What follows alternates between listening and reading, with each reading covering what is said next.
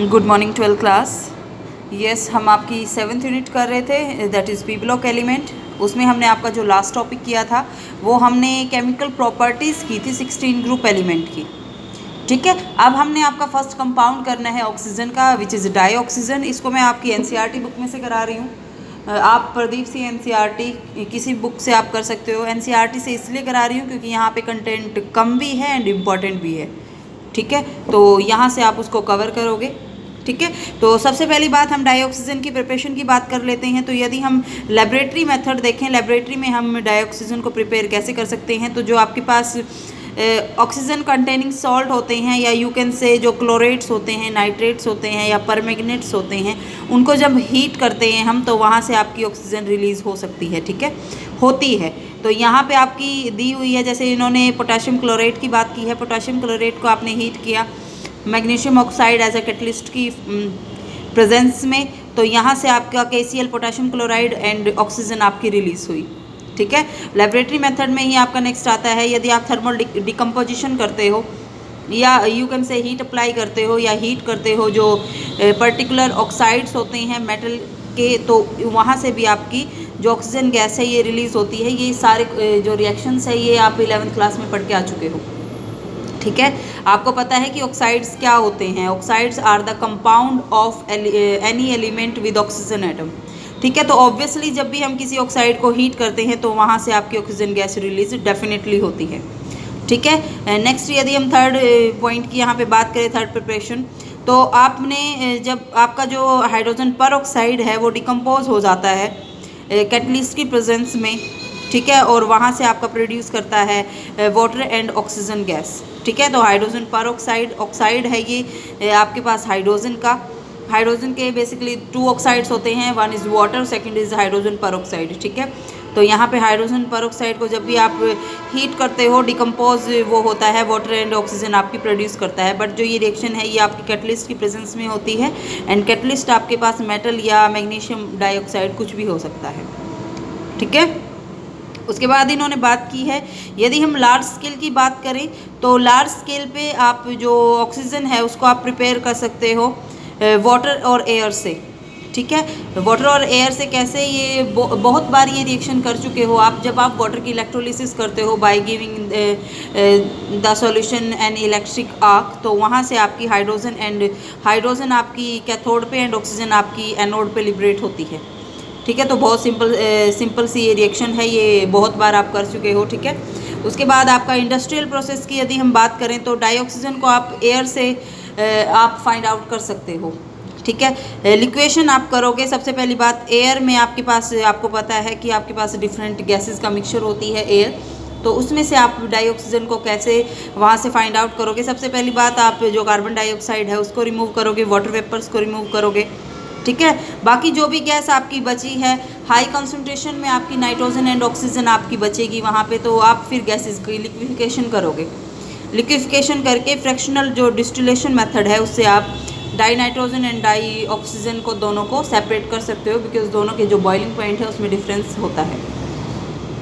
ठीक है, तो ये आपके पास इंडस्ट्रियल मेथड है। लार्ज स्केल पे आप इलेक्ट्रोलिसिस से प्रोड्यूस करोगे, और ये आपने 11th क्लास में पढ़ के भी आए हो कि इलेक्ट्रोलिसिस जब भी आप करते हो तो वहाँ से ऐसा होता है, इलेक्ट्रोलिसिस में almost you can say 2 to 3% आपका जो वाटर है वो डिकम्पोज होके हाइड्रोजन एंड ऑक्सीजन आपकी रिलीज़ करता है।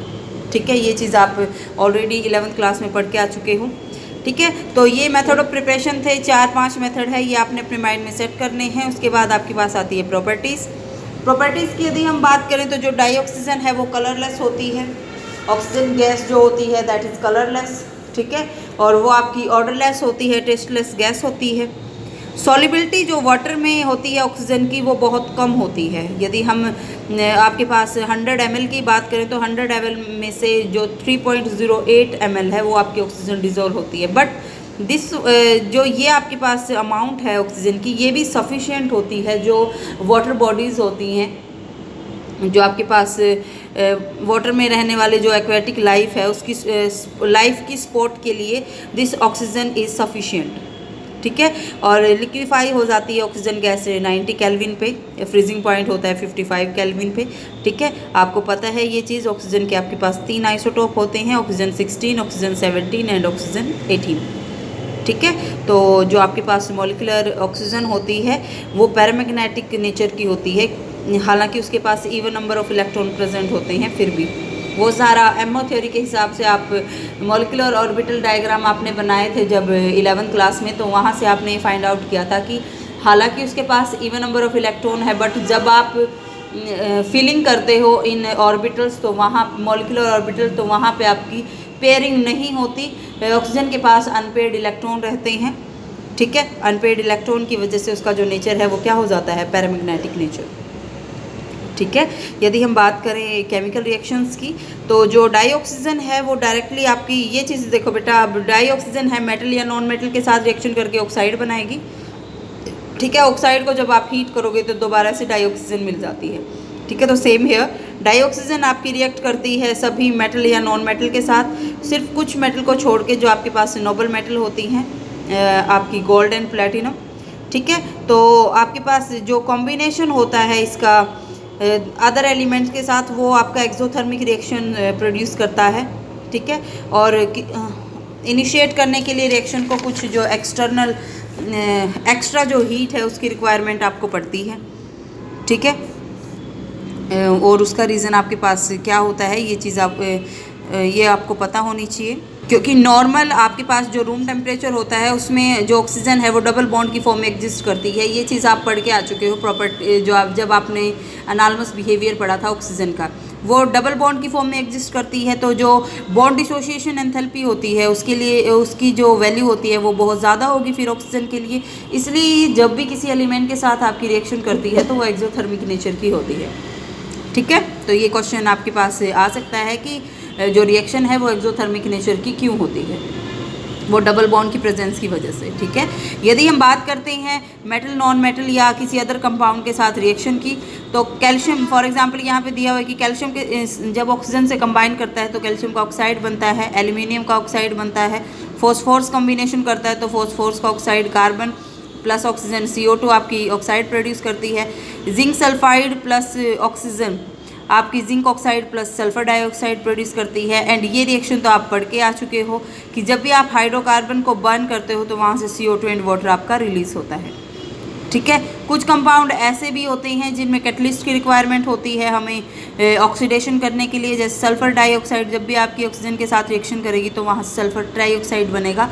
ये चीज़ आप पढ़ोगे जब आप कॉन्टैक्ट प्रोसेस करोगे, preparation of H2SO4 sulphuric acid, तो वहाँ पे एक स्टेप ये आता है कि वहाँ पे सल्फर डाइऑक्साइड जब भी ऑक्सीजन के साथ कंबाइन करती हैं तो vanadium oxide as a catalyst काम करता है and the formation of sulphur trioxide occurs, ठीक है। ऐसे ही सेम है कि HCl जब भी ऑक्सीजन के साथ रिएक्शन करेगा, क्यूप्रस क्लोराइड की प्रेजेंस में होता है, Cl2 एंड वाटर वहाँ से रिलीज होता है। तो this reactions are more than sufficient in case of oxygen compound, ठीक है। तो ये आपने करना है, NCERT से ही आप इसको कवर करोगे, ठीक है। तो यदि हम यूजेस की बात करें तो यूजेस का हमें पता है, जो नॉर्मल रेस्पिरेशन आपके पास होता है तो उसमें इसकी बहुत ज़्यादा इंपॉर्टेंस होती है। कंबक्शन प्रोसेसेस में आपकी ऑक्सीजन की रिक्वायरमेंट होती है। यहाँ पे दिया हुआ है कि जो ऑक्सी एसिटिलीन वेल्डिंग होती है वहाँ पे ऑक्सीजन का यूज़ होता है। यदि हम मैन्युफैक्चरिंग की बात करें तो जो मेटल या पर्टिकुलरली जो स्टील है उनकी मैन्युफैक्चरिंग में इसका यूज़ होता है। ऑक्सीजन सिलेंडर आपके पास हॉस्पिटल्स में यूज़ होते हैं, हाई एल्टीट्यूड में, फ्लाइंग में, माउंटेनियरिंग में, तो मीन्स डिफरेंट यूज़ होते हैं आपके। फ्यूल की कंबक्शन में यूज़ होता है, ठीक है। तो this is very important, it provide thrust in rockets, tremendous thrust ये प्रोवाइड करती है रॉकेट में, तो इस चीज़ को आपने याद रखना है, ओके। उसके बाद इन टेक्स्ट क्वेश्चन यहाँ पे दिए हुए हैं आपके पास कि इन जो एलिमेंट है इनमें से कौन से ऐसे एलिमेंट है जो ऑक्सीजन के साथ डायरेक्टली रिएक्ट नहीं करते, तो आपने देख लेना है। यहाँ से नोबल मेटल्स होती हैं बेसिकली, ठीक है। कंप्लीट द रिएक्शन, ये हाइड्रोकार्बन दिया हुआ है, हाइड्रोकार्बन ऑक्सीजन की प्रेजेंस में आपके क्या प्रोड्यूस करते हैं आपको अच्छे से पता है, अभी रिएक्शन करा के आई हूँ मैं। एल्यूमिनियम ऑक्सीजन के साथ रिएक्शन करके ऑक्साइड बनाते हैं, एल्यूमिनियम की यहाँ से फॉर्मेशन होती है। ठीक है, तो ये इन टेक्स्ट क्वेश्चन है, ये आपने यहाँ से कर लेने हैं। ओके, उसके बाद हमारा जो नेक्स्ट टॉपिक है वो सिंपल ऑक्साइड्स का है। ऑक्साइड्स की यदि हम बात करें तो ऑक्साइड होते क्या हैं? ऑक्साइड होते हैं जब भी आपके पास कोई एलिमेंट ऑक्सीजन के साथ कम्बिनेशन करके बाइनरी कंपाउंड बनाता है। बाइनरी कंपाउंड का मीनिंग क्या होता है? जिसमें एक तो ऑक्सीजन प्रेजेंट होगी, एक वो एलिमेंट प्रेजेंट होगा जिसने ऑक्सीजन से रिएक्शन की है। ठीक है, तो उनको आप बोल देते हो ऑक्साइड। तो यहाँ पे लिखा भी हुआ है, binary compound of oxygen with other element is known as oxide. ठीक है, तो ऑक्सीजन आपकी मोस्ट ऑफ जो एलिमेंट होते हैं पीरियोडिक टेबल में, उनके साथ रिएक्शन करके ऑक्साइड की फॉर्मेशन करती है। ऑक्साइड आपके पास बेसिकली दो टाइप के बेसिकली होते हैं, simple and mix.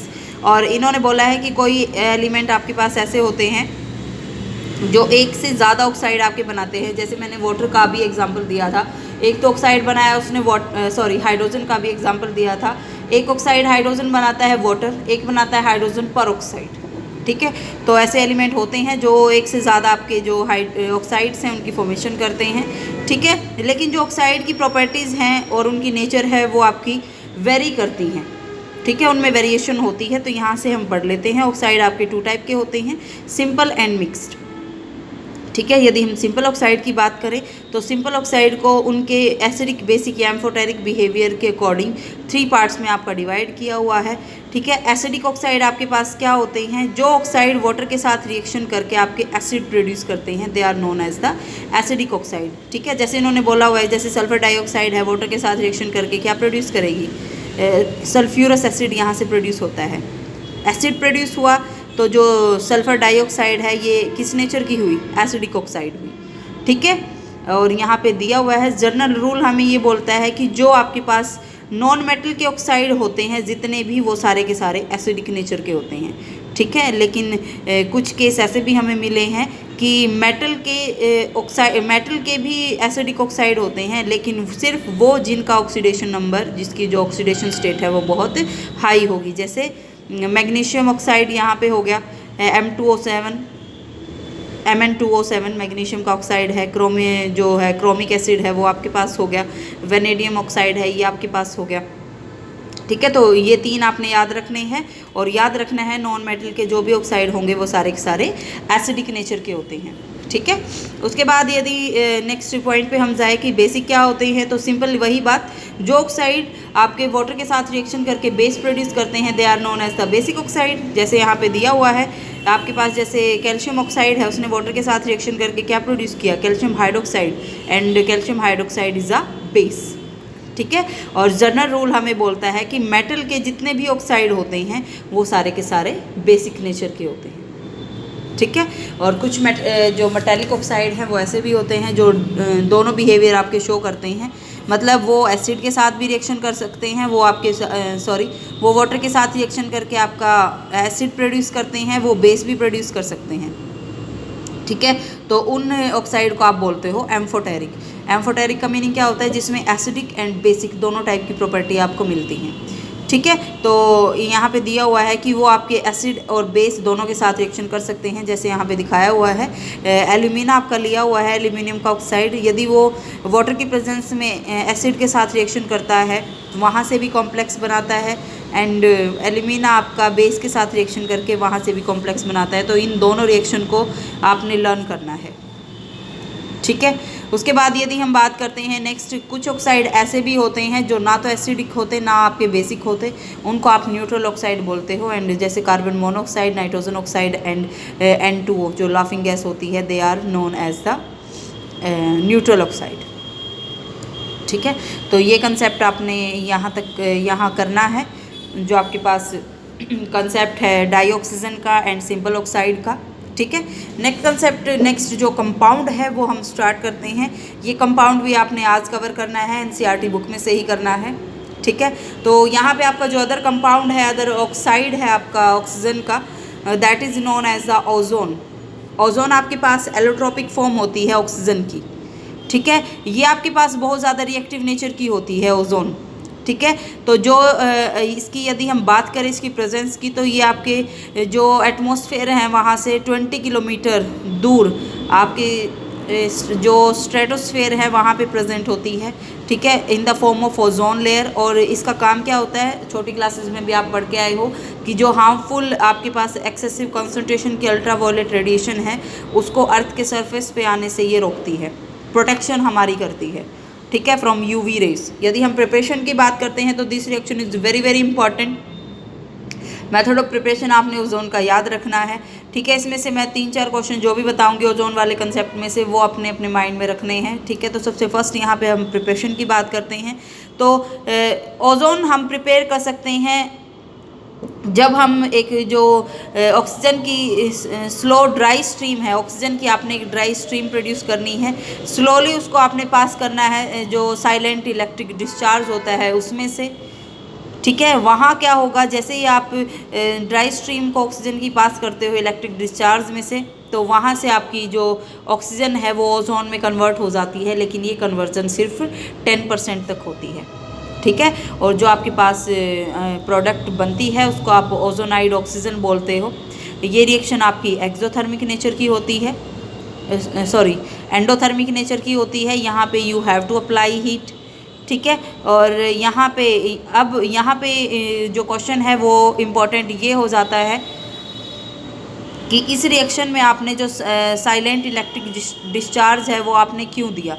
Silent electric discharge आप इसलिए देते हो ताकि दोबारा से ऐसा ना हो कि जो ओजोन है वो डिकम्पोज होकर आपकी ऑक्सीजन प्रोड्यूस कर दे, ठीक है। तो ये यूज़ है कि आपने जो साइलेंट इलेक्ट्रिक डिस्चार्ज है वो आपने यहाँ पे देना है, ये रिक्वायरमेंट है इस रिएक्शन की, ओके। यदि हम बात करते हैं कंसंट्रेशन की, तो यदि ओजोन की जो कंसंट्रेशन है वो 10% से ज़्यादा हो जाती है, ठीक है, तब हम वहाँ पे मतलब जो प्रिपरेशन है वो 10% से आपकी ज़्यादा हुई है, तब हम वहाँ पे, और हमने यू कैन से ओजोन को स्टोर करना है, तो हम वहाँ पे बैटरी यूज़ करेंगे, बैटरी ऑफ ओजोनाइज़र आप यूज़ करोगे, जहाँ पे आपकी क्या होगी, आप ओजोन को स्टोर कर सकते हो, प्योर ओजोन आपकी स्टोर हो जाएगी, लेकिन वहाँ पे आपकी जो लिक्विड ऑक्सीजन है वो उस प्योर ओजोन को सराउंड करके रखेगी, ठीक है। और यहाँ पे प्योर ओजोन का बॉइलिंग पॉइंट आपको दिया हुआ है 101.1 केल्विन, 101.1 केल्विन आपके पास ओजोन का बॉइलिंग पॉइंट होता है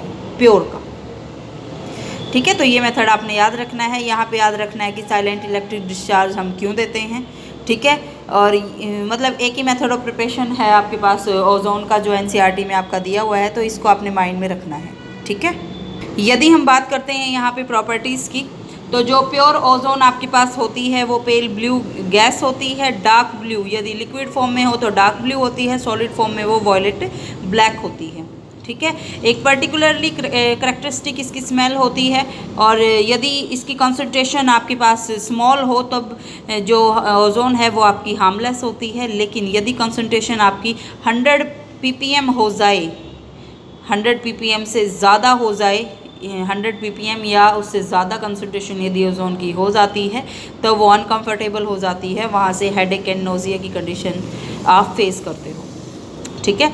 यदि हम बात करते हैं तो this is very very important कि जो ओजोन आपके पास होती है वो आपकी थर्मली अनस्टेबल होती है, ठीक है। थर्मली अनस्टेबल होने की वजह से वो डिकम्पोज होकर आपकी ऑक्सीजन को रिलीज़ करती है, ठीक है। तो ये रिएक्शन आप कुछ ऐसे शो करोगे कि जो ओजोन है वो आपकी ऑक्सीजन को प्रोड्यूस करती है, और यहाँ पे आपने 473 केल्विन या आप कैटलिस्ट का आप यहाँ पे यूज़ करते हो, ठीक है। तो रिएक्शन आपकी ये होगी जो मैंने पॉइंट बताया है इसका, ठीक है। तो आपके पास जैसे ही वहाँ पे ऑक्सीजन रिलीज़ होती है, ऑक्सीजन में डिकम्पोज होती है, तो वहाँ से जो हीट है वो लिबरेट होती है। हीट लिबरेट होने से जो डेल्टा एच है वो आपका नेगेटिव हो जाता है, एंथैल्पी नेगेटिव होगी ना जब एक्सोथर्मिक रिएक्शन होगी, और एंट्रोपी आपकी क्या हो जाती है, एंट्रोपी इंक्रीज हो जाती है, तो मीन्स एंट्रोपी आपकी पॉजिटिव हो गई, ठीक है। ये दोनों के दोनों जो इफ़ेक्ट है in delta H and delta S entropy and heat की वजह से जो गिब्स फ्री एनर्जी है उसकी वैल्यू भी लार्ज नेगेटिव होती है, जो सपोर्ट करती है कि आपकी जो ओजोन है वो आपकी कन्वर्ट हो जाती है ऑक्सीजन में, कन्वर्जन को ये सपोर्ट करती है, ठीक है। तो यदि हम बात करें नेक्स्ट पॉइंट की, तो आपके पास जो ओजोन है वो आपकी पावरफुल ऑक्सीडाइजिंग एजेंट होती है, पावरफुल ऑक्सीडाइजिंग एजेंट क्या होता है मैंने आपको बता रखा है, 11th क्लास में भी आप पढ़ के आ चुके हो कि जो आपके पास ऑक्सीडाइजिंग एजेंट आपके पास क्या होता है, जो ऑक्सीडेशन में हेल्पफुल करता है, जो ऑक्सीजन प्रोवाइड करता है। ठीक है, तो आपके पास जो ऑक्सीजन है, जो ओजोन है वो आपकी डिकम्पोज होके ऑक्सीजन एंड नेसेंट ऑक्सीजन आपकी प्रोड्यूस करती है। ये nascent oxygen you can use as a for the oxidation process. ठीक है, इस नेसेंट ऑक्सीजन के रिलीज की वजह से आप बोल सकते हो, ये क्वेश्चन बहुत इंपॉर्टेंट है, why ozone act as a powerful oxidising agent. ठीक है, तो वहाँ पे आप ये चीज़ बताओगे, due to decomposition of ozone into oxygen and nascent oxygen and this nascent oxygen can be used in oxidation process. ठीक है, hence the ozone is known as the powerful oxidising agent. ठीक है, उसके बाद हम नेक्स्ट यहाँ पे reaction की बात करते हैं। तो यहाँ से दो चीज़ें आपने याद रखनी है। फर्स्ट तो आपने जो है प्रिपरेशन में से क्वेश्चन याद रखना है, सेकंड आपने याद रखना है यहाँ पे ऑक्सीडाइजिंग एजेंट क्यों होती है वो ये। ठीक है, तो यदि हम बात करें ऑक्सीडाइजिंग एजेंट की, तो यदि आपके पास लेड सल्फाइड आपका मौजूद हो एंड आप उसको ओजोन के साथ ट्रीट कराते हो, तो वहाँ से आपका लेड सल्फेट आपका प्रोड्यूस होता है और साथ में आपकी ऑक्सीजन गैस रिलीज होती है। ठीक है, सेम यहाँ पे दिया हुआ है कि यदि आयोडाइड आयन आपके पास मौजूद हैं और ओजोन के साथ आप उसको ट्रीट करा रहे हो, तो आयोडाइड आयन आपकी कन्वर्ट हो जाएंगे आयोडीन में। ठीक है, तो ये दोनों रिएक्शन आपने लर्न करनी है। ठीक है, next question which is very very important, आपके पास क्वेश्चन ऐसे आ सकता है, give the quantitative method for estimation of ozone gas. आप ओजोन गैस को एस्टिमेट कैसे करते हो कि कितनी ओजोन आपकी प्रेजेंट होती है। ठीक है, तो इसके लिए आपके पास क्या जो रिएक्शन है वो आप देखो यहाँ पे। आपके पास क्या होता है जब आप ओजोन को ट्रीट कराते हो excess of potassium iodide solution के साथ। ठीक है, तो वहाँ से आपकी रिलीज होती है आयोडीन गैस। ठीक है, यहाँ पे इन्होंने लिखा हुआ है when ozone treat with excess of potassium iodide solution. जो पोटेशियम आयोडाइड सॉल्यूशन है उसका एक बफर सॉल्यूशन बनाया हुआ है बोरेट बफर के साथ, पीएच उसकी 9.2 आपने रखनी है। तो जैसे ही रिएक्शन होती है बफर सॉल्यूशन और पोटेशियम आयोडाइड के साथ ओजोन की, तो वहाँ से आयोडीन लिबरेट होती है। आयोडीन को जितनी आयोडीन आपकी लिबरेट होती है वो डिपेंड करती है ओजोन के अमाउंट पे। फिर उस आयोडीन को आप टाइट्रेट करते हो against the sodium thiosulphate solution. ठीक है, तो टाइट्रेशन से जब आपको आयोडीन के अमाउंट का पता लग जाएगा तो you can estimate the amount of ozone. तो ये आपके पास एक क्वांटिटेटिव मेथड है which is very very important, जो ओजोन की एस्टिमेशन में आप यूज़ करते हो। ठीक है, और उसके लिए जो रिएक्शन आपने करनी है, this will be the reaction for that. ठीक है, ये रिएक्शन आपने याद रख लेनी है। ओके, उसके बाद हम नेक्स्ट कंसेप्ट पे आपका मूव करते हैं। This is also very important कि जो आपकी ओजोन लेयर है उसकी डिप्लीशन का रीज़न आपके पास क्या होता है। तो एक्सपेरिमेंटली ऐसा शो किया गया है कि जो नाइट्रोजन का ऑक्साइड होता है, नाइट्रोजन मोनोऑक्साइड NO जिसको आप बोलते हो, वो ओजोन के साथ रैपिडली कंबाइन करता है। ठीक है, तो ऐसा पॉसिबल होता है, इन्होंने बोला है कि ओजोन लेयर आपकी डिप्लीशन उसमें इतनी फास्टली क्यों हो रही है, क्योंकि आपके पास जो भी सुपरसोनिक जेट एरोप्लेन होते हैं वो आपके एग्जॉस्ट सिस्टम में से नाइट्रोजन का ऑक्साइड आपका एमिट करते हैं, which can be nitrogen oxide. Monoxide आपके पास हो सकता है, और हमें पता है कि मोनोऑक्साइड आपका ओजोन के साथ फास्टली कम्बिनेशन करता है, क्या प्रोड्यूस करता है, इस ओजोन को नाइट्रोजन डाइऑक्साइड में एंड ऑक्सीजन में आपका कन्वर्ट कर देता है। ये चीज़ आई थिंक आपको समझ आई होगी। डिप्लीशन का रीज़न क्या है, क्योंकि आपके पास जो सुपरसोनिक जेट एरोप्लेन होते हैं वो आपका नाइट्रोजन मोनोऑक्साइड प्रोड्यूस करते हैं, और आपको पता है वो बहुत ज़्यादा हाइट से आपकी चलते हैं एरोप्लेन जो होते हैं, तो वहाँ पे जो स्ट्रेटोस्फेयर में आपकी ओजोन लेयर प्रेजेंट होती है, तो नाइट्रोजन ऑक्साइड ओजोन लेयर में जो ओजोन होती है उसके साथ कॉम्बिनेशन करते हैं, कॉम्बिनेशन करके ऑक्सीजन गैस को रिलीज़ करते हैं। ठीक है, तो this is the reason for the depletion of the concentration of ozone layer. ठीक है, और अदर रीज़न आपके पास फ्रियोन्स हो सकते हैं। फ्रियोन्स ऑब्वियसली जो यूज़ होते हैं एरोसोल आपके स्प्रे में, रेफ्रिजरेंट में, तो फ्रियोन्स तो होते हैं, और साथ में आपका नाइट्रोजन मोनोऑक्साइड भी होता है। ठीक है, यदि हम स्ट्रक्चर की बात करें ओजोन के स्ट्रक्चर की, तो ओजोन में आपके पास लुईस डॉट स्ट्रक्चर जो आप बनाते हो वो कुछ इस टाइप से बनता है, लेकिन यहाँ पे रेजोनेंस की वजह से दोनों की जो ऑक्सीजन ऑक्सीजन बॉन्ड लेंथ है वो आपकी आइडेंटिकल हो जाती है, विच इज़ 128 पिकोमीटर। ठीक है, और जो बॉन्ड एंगल है मॉलिक्यूल का वो 1170 मतलब 117 डिग्री आपका हो जाता है। ठीक है, तो ये आप 11th क्लास में करके आए हो, बहुत बार ये किया है, तो ओजोन का जो स्ट्रक्चर है वो याद रखना। ठीक है, एंगुलर ये आपका स्ट्रक्चर होता है। उसके बाद यूज़ की यदि हम बात करें तो जर्मीसाइड, डिसइंफेक्टेंट और वाटर को स्टेरिलाइज करने के लिए आप यूज़ करते हो ओजोन का। ठीक है, ब्लीचिंग ऑयल में, एवरी में, फ्लोर में, स्टार्च में आप इसका यूज़ करते हो। ऑक्सीडाइजिंग एजेंट का की तरह ये यूज़ होता है for the manufacturing of potassium permanganate. तो इस दिस इज़ वेरी इंपॉर्टेंट, याद रखना।